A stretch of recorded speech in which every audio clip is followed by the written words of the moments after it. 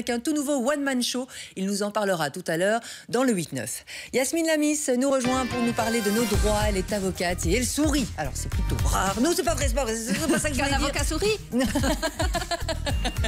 Elle est là pour nous donner surtout des trucs et astuces et nous rappeler nos droits. Bonjour Yasmine Lamis. Bonjour Sophie. Bonjour Yasmine. Tout le monde. On aimerait pouvoir profiter du soleil, profiter de notre jardin. Vous allez nous rappeler justement nos droits par rapport au barbecue et par rapport au bruit. Oui, absolument, Sarah. Donc, j'ai essayé d'apporter le soleil. J'ai apporté des petites boucles d'oreilles en rayon de soleil. Voilà. Bon, de très loin, vous étiez là-bas très loin. J'ai mis des bananes. T'as la banane. Ça fait un peu soleil, mais bon, on espère. C'est très réussi, ça nous donne le sourire. On essaie d'apporter le soleil ce matin, même si c'est pas encore le cas dehors. Mais bon, on espère que les beaux jours vont bientôt arriver. Oui, ça ne peut on croise les doigts. Peut-être le week-end prochain, on pourra travailler dans notre jardin. Je ne sais pas si vous, Sarah ou Sophie, vous avez déjà un petit peu travaillé dans votre jardin. Oui, il faut travailler. Oui, on travaille la terre, le potager, enfin voilà. Moi, j'ai tendu une fois la pelouse. Mais j'avoue, c'est aussi mon mari qui travaille beaucoup dedans. Nous, on a tendu une partie, puis il a commencé à pleuvoir. Donc, il y a une partie de la donc, on attend le week-end suivant. Donc, voilà, on espère. Donc, oui, aujourd'hui, je vais vous parler de ce qu'on peut faire ou ne peut pas faire en ce qui concerne le feu et le bruit dans son jardin. Donc, la dernière chronique, j'avais parlé des plantations et de comment garnir sa terrasse, etc. Effectivement, en ce qui concerne le jardinage, il y a beaucoup de réglementations, il y a beaucoup d'aspects du jardinage qui existent. Donc, ce que je veux parler aujourd'hui, c'est le feu et le bruit. Alors, comme pour rappel, comme ce que j'avais déjà dit la dernière fois, la réglementation, c'est le code rural qui s'applique, c'est toujours fédéral. Ça s'applique parfois différemment selon les 3 régions, mais en général, c'est le code rural qui s'applique. Alors, la première question qu'on peut se poser, c'est est-ce que je peux faire un feu? Est-ce que je peux faire un feu dans mon jardin? Quand vous dites feu, c'est barbecue ou c'est carrément un feu pour brûler ses papiers, par exemple? Ici, le feu pour brûler ses déchets. Est-ce que je peux brûler mes déchets? Donc, je pense que non. Alors, ça dépend de la taille du jardin. Alors, selon le code rural... On va tout mélanger. On vous écoute. La réglementation, selon le code rural, on ne peut pas faire de feu dans des champs à moins de 100 mètres des habitations, des bois, des vergers, etc. Donc, à plus de 100 mètres, c'est permis. Donc, il y a certaines conditions, évidemment, qui sont respectées. Alors, évidemment, il s'agit de tout feu volontaire, découvert, momentané. Donc, tout feu susceptible de provoquer un incendie. Alors, est-ce que je peux brûler n'importe quoi? Est-ce que je peux brûler des déchets végétaux ou des déchets autres que végétaux? Alors, les déchets végétaux en région wallonne et à Bruxelles, c'est permis, mais à plus de 100 mètres des habitations. Donc, c'est toujours cette réglementation qui s'applique. Par contre, en ce qui concerne les déchets autres que végétaux, les cartons, les bouteilles, les papiers, etc., eh bien ça, en général, c'est interdit. Donc, en Wallonie, c'est interdit. Donc, c'est un décret de 1996 qui interdise le fait de brûler des déchets autres. Je sais que beaucoup de gens le font. Je sais que ma maman l'a déjà fait. La police est déjà venue chez elle en disant on ne peut pas brûler ce genre de déchets. Maintenant, il faut faire attention parce qu'il y a des sanctions qui s'appliquent. Il y a des amendes qui peuvent être appliquées si on brûle des déchets autres que les déchets végétaux. Alors, en ce qui concerne donc, la chose que je recommande, c'est toujours regarder dans le règlement de police de votre commune. Renseignez-vous. C'est très accessible. On a envie de se plonger dans le code rural. Oui, c'est toujours bien de se renseigner auprès de sa commune parce que ça dépend un petit peu d'un endroit à un autre. Par exemple, certaines communes sont plus strictes, d'autres sont plus souples. Par exemple, certaines communes interdisent aussi de brûler des déchets végétaux quand il y a des grands vents, quand il y a des grosses tempêtes, etc.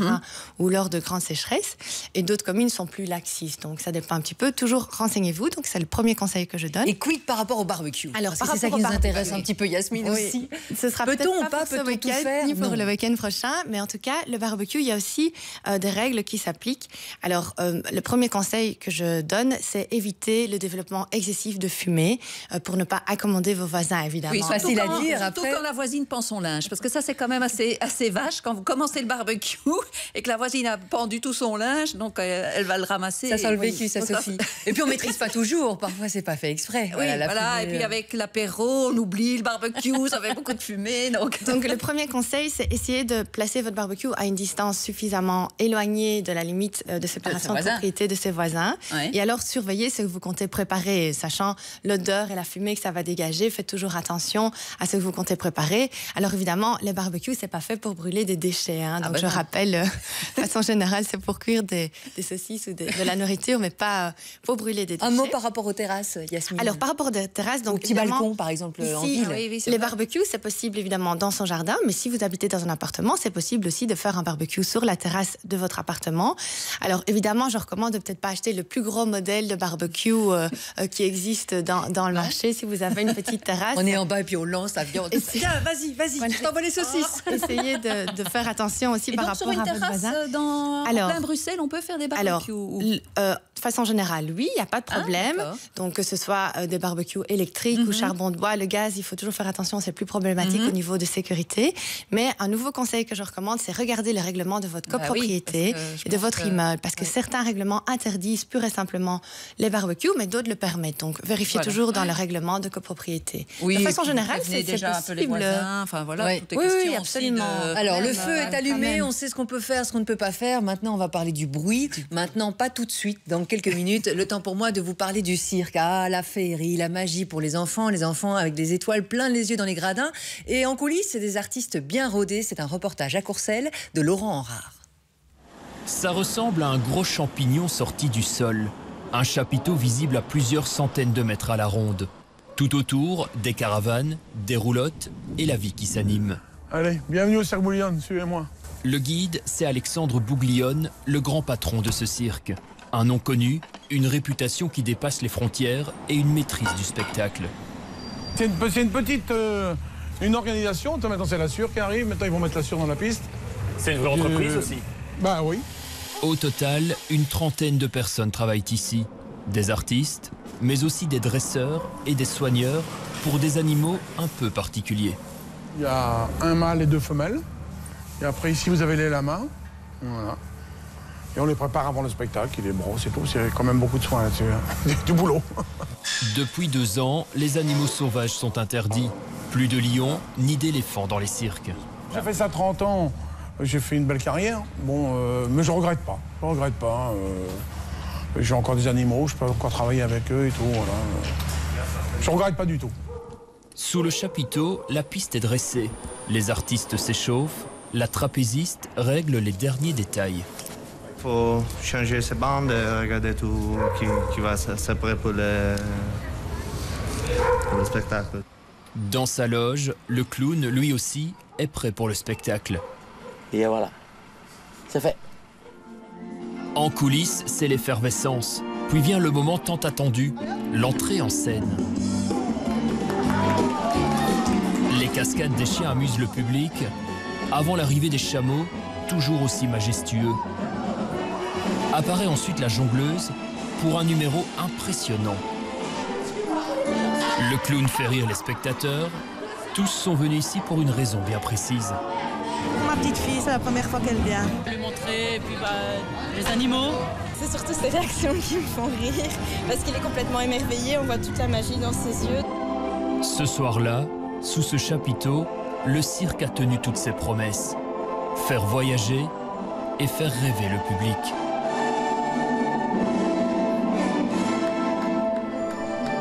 Il faut le faire quand même, facile, un spectacle magnifique, un reportage à voir ou à revoir sur le site vivreici.be, site d'ailleurs sur lequel vous trouvez toutes les infos proches de chez vous.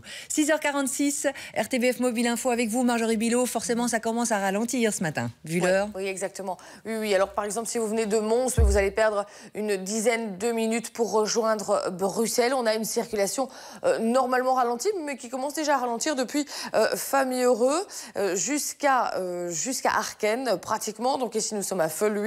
Donc ralentissement léger jusqu'à Arken. Et puis ça roule mieux. Puis ensuite, c'est du côté de Nivelles, juste avant au titre, que ça va commencer à nouveau à ralentir. Direction donc l'échangeur d'au titre. On va aller voir combien de minutes nous informe la communauté Coyote. 10 minutes donc de retard. Dans l'autre sens, si vous remontez le tronçon vers Zaventem, eh bien un accident s'est produit peu avant le chantier à Oulart en direction de Zaventem. Donc évidemment, les ralentissements se font ressentir un peu plus tôt que prévu. Donc là, il va falloir prévoir quelques minutes. On vous tient au courant dès que la chaussée est dégagée sur ce tronçon au titre Léonard en direction de Zaventem. Et puis quelques minutes aussi supplémentaires sur le 40 qui vient de Gand. On va dépasser un petit peu le quart d'heure. Voilà, on y est tout juste. Ralentissement donc du côté d'Alost principalement et sur le ring, toujours entre Grand Bigard et Zaventem. Ça se densifie tout doucement un peu avant 7 heures. Voilà. Mais donc un seul accident sur le ring pour le moment. Alors côté ciel, eh bien, on reste toujours dans cette atmosphère très variable, très instable, avec de la neige toujours sur les reliefs ardennais attendus encore ce matin. Pluie et neige mêlées surtout sur le nord et une partie sud du pays. Puis après-midi, ça va être à nouveau ces giboulées, eh bien, de temps à autre mêlées à des éclaircies.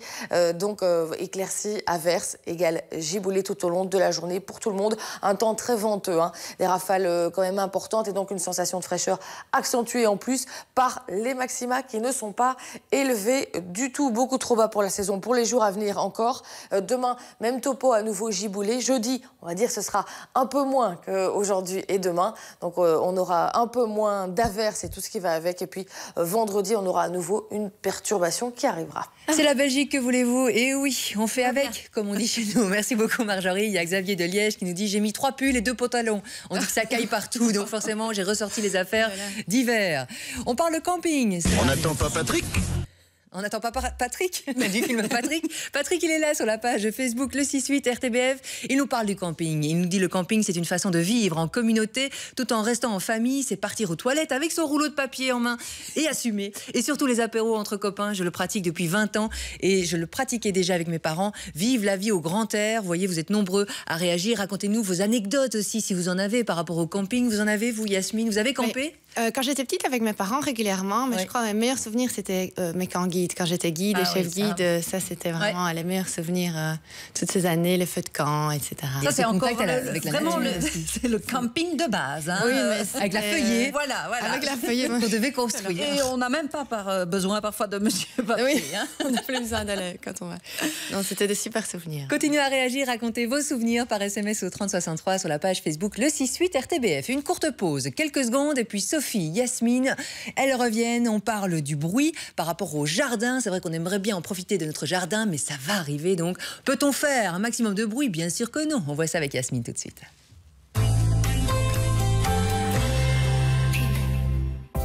En tant que leader du marché en Belgique, Willems peut vous proposer votre véranda au meilleur prix.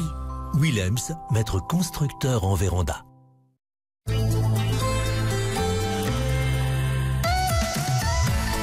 6h, 8h, le 6-8. Il y a Bernard qui déjeune du côté de Stockey. Il nous écrit au 3063. Il nous dit: bonjour, j'ai découvert le camping sauvage en forêt durant mon service militaire où un animal au cri guttural nommé adjudant faisait office de réveil. Lol. C'est Bernard au 3063. On est là aussi sur la page Facebook, bien sûr. Sophie Brem, c'est là. Sophie la Miss. Yasmine la Miss aussi, avocate. Elle nous rappelle nos droits en matière de bruit et de voisinage. Oui, alors maintenant on va parler du bruit, on a parlé du feu. Alors, est-ce que je peux faire beaucoup de bruit dans mon jardin? Je ne sais pas si vous avez un chien, Sarah ou Sophie. Oui, parfois ils font pas mal de bruit. Voilà, parfois ils font pas mal de bruit. Alors, si vous avez un chien qui aboie modérément, il n'y a pas de problème. En principe, vous n'aurez pas de problème avec vos voisins. Par contre, s'il aboie trop fort ou trop longtemps, vous risquez d'avoir une plainte de vos voisins. Et alors, dans ce cas-là, ils peuvent porter plainte contre vous pour trouble excessif de voisinage ou tapage nocturne. Oh, je dois mettre mon chien où alors s'il aboie trop? Il faut dire... Il faut le dresser. Elle n'aboie pas. Elle n'aboie pas. Non. Bon, si jamais vous avez votre voisin qui a un chien fort bruyant et que vos plaintes ne fonctionnent pas, vous pouvez toujours aller trouver le juge de paix. Et alors, il faudra que vous prouviez qu'il y a un trouble de voisinage excessif. Donc, ça veut dire qu'ils vous empêchent de dormir. Voilà, c'est ça. Donc, la nuit, on considère souvent c'est un tapage nocturne et la journée, on peut dire qu'il y a un trouble de voisinage excessif. Alors, ça veut dire que, bien sûr, on peut être embêté par les voisins. On peut embêter ses voisins de façon modérée. Mais je veux dire, il ne faut pas que ce soit excessif. Donc là, évidemment, le juge de paix, c'est lui qui appréciera si oui ou non la nuisance est exagérée ou pas. Alors, maintenant, il y a différents facteurs qui sont importants pour que le juge de paix décide si oui ou non la nuisance est... Qu'est-ce qu'on entend par excessif? Voilà, par excessif. C'est très subjectif. Donc voilà, c'est tout à fait subjectif. Donc évidemment, il y a différents facteurs qui vont influencer le juge. Donc par exemple, la localisation. Si vous êtes situé à la campagne, évidemment, on acceptera plus le bruit d'un chien qu'à la ville ou dans des endroits où il y a beaucoup d'habitations. Donc il y a aussi la durée. Donc si le chien aboie de temps en temps, bon là, on peut le permettre, c'est encore possible. Ça fait partie de sa vie. Je veux dire, c'est un animal qui aboie, ben voilà. Voilà, absolument. Absolument. Maintenant, s'il aboie de façon permanente, tout le temps, jour et nuit, de façon aussi, s'il hurle, là, il y a vraiment un risque que le juge de paix considère qu'il y a un trouble de voisinage excessif. Alors, il y a aussi la durée et l'intensité. Hein, s'il aboie trop fort, même si c'est de temps en temps, mais c'est vraiment très fort et qu'il réveille tous les voisins, là, il y a aussi un problème. Alors, il y a aussi le moment. Donc, comme je l'ai dit, en journée, on n'accepte plus souvent plus de bruit, mais la nuit, évidemment, les gens dorment, etc. On doit respecter la quiétude après 22 heures. On en avait déjà parlé, le tapage nocturne. Alors, il y a aussi la durée de la présence de l'animal. Si, par exemple, vous allez vous installer près de voisins qui ont 2 niches avec 2 chiens et que vous saviez, quand vous avez été vous installer, qu'il y avait la présence de niches à côté de votre jardin, là, il ne faudra pas aller trouver le juge de paix. Le juge de paix dira, il y a des circonstances quand même qui ou aller habiter à côté d'une ferme, et il y a le coq qui chante, les coqs, etc., les ânes. Les odeurs. Donc, le juge de paix, c'est toujours lui qui décidera. Il sera influencé par ces différents facteurs. Mais évidemment, la jurisprudence et la doctrine acceptent le fait que le juge demande l'éloignement de l'animal dans les cas vraiment extrêmes. Mais le juge choisira toujours les mesures moins radicales, si elles sont possibles, évidemment. Mais ils sont gentils quand même. Oui, voilà, oui, ça c'est pas aussi son chien. Oui, ils sont gentils. Et quid de la tondeuse? Alors, quid de la tondeuse? Est-ce qu'on peut tondre le week-end, par exemple? Alors, ça, c'est une question qui revient souvent. Est-ce que je peux tondre le dimanche ou le week-end, les jours fériés? Donc, il faut savoir que les règlements de police sont différents d'un endroit à un autre. Donc, le premier conseil, c'est renseignez-vous auprès de votre règlement communal ou auprès de vos voisins, etc. Parce qu'en général, le voisinage connaît aussi la réglementation en vigueur. Est-ce que je peux tondre le week-end? Non, jamais. En fait, jamais. C'est écrit dans la loi. Ne lis pas, je l'ai lu pour toi. Je peux te dire que tu ne peux jamais tondre. Bon, ça, le voisin ne sera pas content non plus si l'herbe est trop haute. C'est vrai. C'est un autre problème. Non, évidemment, comme je dis, ça dépend vraiment d'une région à une autre, d'une ville à une autre. Par exemple, la plupart des villes en Wallonie permettent à certaines plages horaires le fait de tondre le dimanche et les jours fériés. Donc, de façon générale, la règle générale, c'est beaucoup de communes interdisent purement et simplement de tondre le dimanche et les jours fériés. Mais par contre, il y a certaines villes qui sont plus flexibles, qui permettent de tondre entre souvent c'est 10h et 12h. Il y a même certaines villes qui ont consulté leur population sur Facebook en disant tiens, est-ce que vous... Oui, parce que souvent, on a quand même samedi, on n'a pas le temps, il y a des activités et tout, et parfois il pleut, et hop, il fait beau le dimanche, et on ne sait pas tondre. Donc, c'est ce qui nous arrive la semaine passée. Donc, renseignez-vous, mais c'est vrai qu'en général, il y a certaines villes comme Liège qui sont plus flexibles, qui permettent de tondre, par exemple, de 10 à 17h, mais il y a d'autres villes qui sont plus strictes, comme dans le Brabant wallon, ou alors c'est vraiment interdiction pure et simple. Donc, renseignez-vous, mais renseignez-vous toujours aussi au niveau des plages horaires qui sont permises. On passe aux questions un petit peu rigolotes et direction Singapour. On va jouer à la maison aussi. À nous de deviner si on peut ou pas faire ce genre de choses. Alors, la première question, c'est à Singapour, est-ce qu'on peut faire du parachute? Alors, j'ai posé la question à différentes personnes dans la rue. Je vous propose de regarder tout de suite leur réaction. C'est parti. Je dirais non. Non. Non. Trop de building. On peut pas, parce que mon avis, c'est trop dense. Salut Benj. Pour ça, je ne sais pas. Je pense bien que oui. Oui, je crois. Oui, hein. Pourquoi pas? Avec leur grande tour, on saute du haut des tours, non? C'est pas ça. Qu'est-ce que vous dites, vous, Sophie? Moi, je dirais non. Je dirais non aussi, c'est dangereux, non? Eh bien, c'est oui. C'est vrai? Oui, c'est une petite nuance. On peut faire du parachute, ça n'a jamais été interdit à Singapour d'en faire. Par contre, le saut à l'élastique est interdit jusqu'il n'y a pas longtemps. Donc, cette interdiction n'existe plus. Mais en effet, jusqu'il n'y a pas longtemps, pour préserver la sécurité et la quiétude de la ville, on interdisait le saut à l'élastique. Donc, maintenant, ça fait pas beaucoup de bruit. Hein. Oui, mais maintenant, c'est permis. Et comme vous savez, Singapour est un État très réglementé. Où les, on ne peut pas jeter son chewing-gum par terre. On ne peut pas jeter son chewing-gum par terre, on ne peut pas cracher sur la voie publique. Voilà. Donc, il y a une blague, on parle souvent de Singapour. En anglais, on dit Singapour est a fine city. Alors, fine, ça veut dire agréable, parce que c'est une très belle ville avec des beaux bâtiments, très modernes, très attirantes pour les touristes, finalement. Mais fine, ça veut dire aussi amende, parce que c'est une ville qui est très, très réglementée, avec des amendes très lourdes. Comme on l'a dit, un chewing-gum par terre. Jeter un chewing-gum par terre, ou une crasse par terre. En même temps, c'est le sens civique aussi. Voilà. On ne rigole pas à Singapour. Très réglementé, très secure, mais aussi très strict. Donc, voilà. On part en Grèce avec le stade olympique. Oui, on part. Et c'est drôle de question parce qu'on a envie de dire oui tout de suite, mais je vous laisse la poser. On part en Grèce. Alors la question c'est, en Grèce, est-ce qu'on peut porter des chapeaux ou des casquettes dans les stades olympiques? Je propose de regarder tout de suite le micro-trottoir. C'est parti. Je crois que oui, mais je ne sais pas. Oui? J'imagine que oui, en tant qu'on est habillé. À mon avis, en Grèce, on peut porter tout dans les stades olympiques, ouais, je crois. peut-on porter des chapeaux, des casquettes ou autre chose? Je pense que oui. J'irais à la limite pour se protéger du soleil, vu que là-bas il y a beaucoup de soleil. Non. Pour pas déranger les gens? Oui, je crois. Pour la personne qui est derrière, pour pas l'empêcher de... Pour ça, je ne sais pas de trop. Mais on peut quand même porter le pantalon. Ah, le pantalon, c'est obligatoire, à mon avis. Mais le chapeau, on a envie de dire oui tout de suite. Oui, mais c'est vrai il fait très chaud là-bas. Le monsieur qui répondait, on empêche alors de voir. Oui. Peut-être, c'est ça. Absolument, donc la réponse est non. On ne pouvait pas, bon maintenant cette interdiction n'existe plus, mais on ne pouvait pas porter de chapeau dans les stades et dans les stades olympiques et autres stades parce qu'on ne pouvait pas gêner la vue des autres spectateurs. Alors il y a ici un petit bémol, une petite nuance, une petite remarque que je voulais vous expliquer. Donc aux derniers Jeux olympiques d'Athènes en 2004, je ne sais pas si vous vous rappelez, les Jeux olympiques de 2004, ça fait déjà quelques temps maintenant.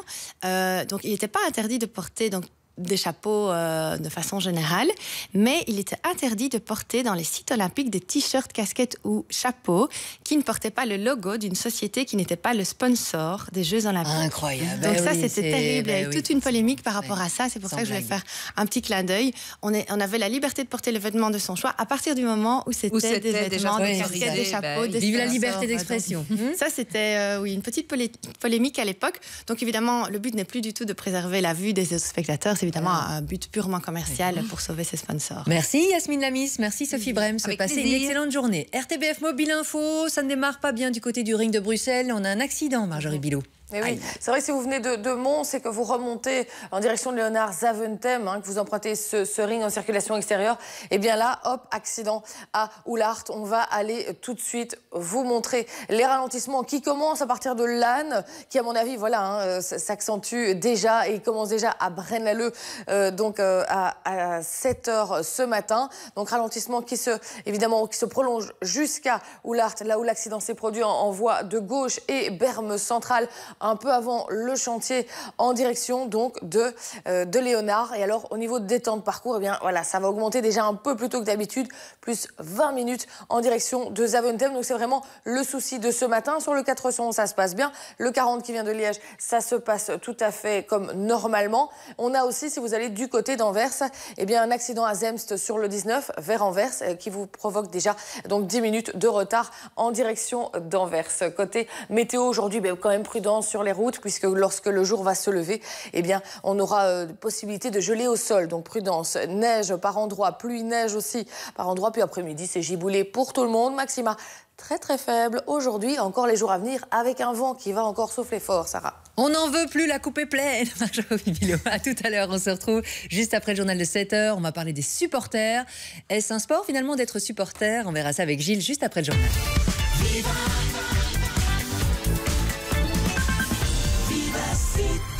Bon mardi, il est 7h, bienvenue. Voici les titres de l'actualité. La fonction publique en grève, une partie des fonctionnaires de la justice, des prisons ou encore du fisc ne digèrent pas les récentes mesures adoptées par le gouvernement fédéral. La déception des commerçants du centre de Bruxelles, le bourgmestre Yvan Mayer ne renonce pas à son projet de piétonnier, nous l'entendrons. Il fait froid et les abeilles ont du mal à pointer le bout de leur nez. Cela fait peur aux producteurs de fruits. Ils craignent de mauvaises récoltes. La catastrophe nucléaire de Tchernobyl, c'était il y a pile 30 ans. Nous irons dans un village toujours irradié aujourd'hui où de nombreux enfants sont malades. Le début des demi-finales en Ligue des Champions. Ce soir, Manchester City affronte le Real Madrid. Le journal présenté par Sébastien Pierret. Bonjour Sébastien.